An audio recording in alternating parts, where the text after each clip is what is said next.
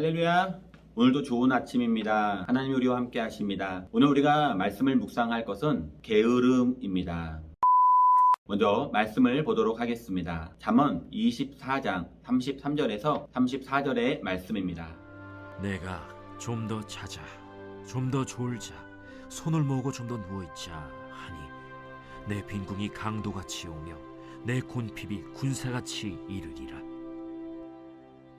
골프 선수 최경주 선수는 아침에 일어나면 무엇보다도 기도로 하루를 시작한다고 합니다. 만약에 오후에 골프 경기가 있으면 오전에 기도하고 찬양한다고 합니다. 그는 늘 하나님과 함께 나는 골프를 친다 이렇게 고백을 합니다. 최경주 선수의 이 승리의 특별한 비결이 바로 이런 영적인 부지런함에 있는 것입니다. 오늘 우리는 이 게으름의 산을 정복하는 것입니다. 인간은 끊임없이 평안함을 추구합니다. 좀 더 편안하게 살고 싶어하는 그런 욕구를 누구나 다 가지고 있습니다. 예수님이 우리에게 주고 싶은 것은 이런 편안함이 아닌 바로 평안입니다. 요한복음 14장 27절의 말씀에 보니까 평안을 너에게 끼치노니 곧 나의 평안을 너희에게 주노라. 내가 너에게 주는 것은 세상이 주는 것과 같지 아니하리라. 예수님이 주시고자 하는 이 평안은 사명을 감당하다 지쳤을 때 우리에게 주시는 평안입니다. 예수님도 바쁜 사역 중에 이런 평안을 누리셨습니다. 사람들은 자기 만족을 위해서 이런 편안한 삶을 위해 끊임없이 노력하지만 하나님은 이 편안한 삶이 아닌 평안을 주기를 원하고 계십니다. 인간이 짓는 대표적인 죄 7가지는 교만, 질투, 분노, 나태, 음욕, 탐욕, 탐심이라고 합니다. 그 중에 나태는 이 게으름을 말합니다. 게으른 삶은 우리의 모든 삶의 의욕을 빼앗아가는 질병과도 같은 것입니다. 우리 인생에 게으름이 찾아오면 영적인 능력을 잃어버리게 됩니다. 누구에나 기회는 찾아옵니다. 기회가 왔을 때 그것이 축복이 되어야 합니다. 그런데 게으른 자에게는 그때 그걸 잡았어야 하는데, 그때 내가 그걸 했어야 하는데 하며 끊임없이 후회를 합니다. 셰익스피어는 잠자는 거인보다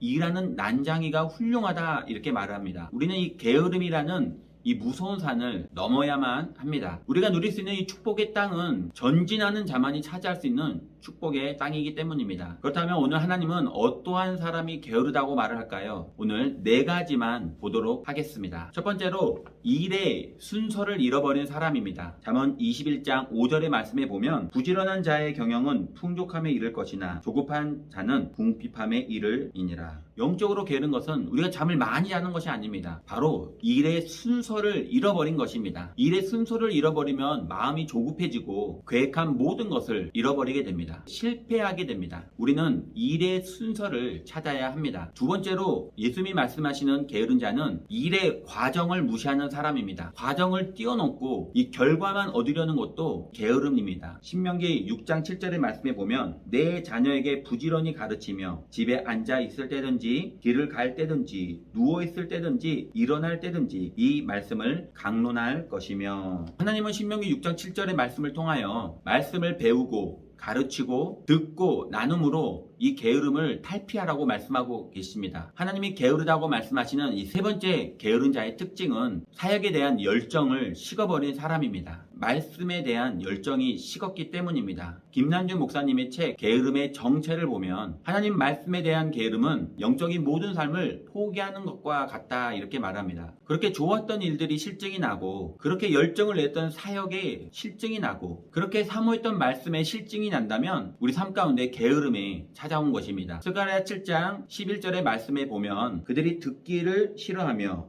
등을 돌리며 듣지 아니하려고 귀를 막으며, 선지자들이 말씀을 선포하는데 귀를 막고 등을 돌립니다. 말씀의 열정이 식어버리자 선지자를 죽이려고 합니다. 우리는 이 게으름의 무서운 산을 반드시 넘어야 합니다. 우리의 맡겨진 사역들의 가운데 이 핑계 저 핑계를 대면서 자꾸 영적인 일을 뒤로 미룬다면 우리는 이미 게을러진 것입니다. 최경주 선수와 같이 매일 아침 하나님과 골프하기 위해서 기도하고 찬양하는 영적인 부지런함이 있어야 합니다. 마지막으로 게으른 사람의 특징 4번째는 질투입니다. 다른 사람에게 있는 것, 다른 사람이 잘하는 것을 보면서 질투한다면 우리는 아무것도 하기 싫어집니다. 질투하는 것, 이것도 영적인 게으름입니다. 결론입니다.